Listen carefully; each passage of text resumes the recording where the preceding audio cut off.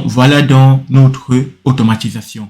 Mais pour finaliser cette automatisation, il faudrait qu'elle tourne de manière sans l'intervention, sans avoir besoin d'intervention de l'être humain. C'est-à-dire que s'il fait ici, par exemple, save, bien évidemment, il faut que je l'active à ce niveau, de telle sorte que chaque fois que j'entre une donnée dans notre table Airtable, que cela puisse se faire automatiquement. Et c'est dans le test qu'on va faire tout de suite.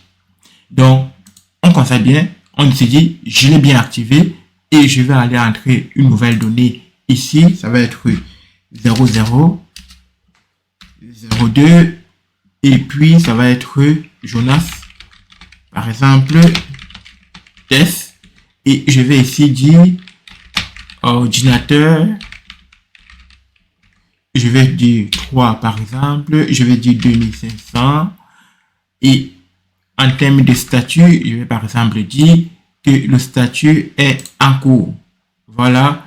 Et je vais, une fois que ceci est fait, normalement, je devrais recevoir un mail ici qui devrait m'informer que ceci, il y a une nouvelle commande qui est arrivée. En fait, il faut attendre l'intervalle d'1 minute pour que le mail arrive. Donc, ça ne devrait pas tarder. Tu constates bien que le mail est arrivé sans qu'on ait rien à faire et on a bien le résumé de notre commande. Donc, voilà ce que je voulais voir avec toi. J'espère que tu as appris quelque chose.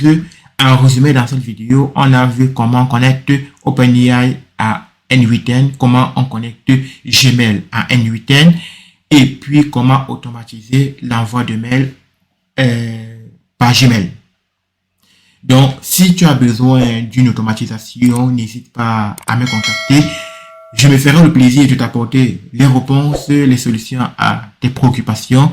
Et si tu essaies de faire cette automatisation que tu n'y arrives pas, tu le mets en commentaire, je me ferai le plaisir de t'apporter des réponses. Donc, on se dit donc, on se prend pour la prochaine fois et prends soin de toi. Merci, c'était Jonas.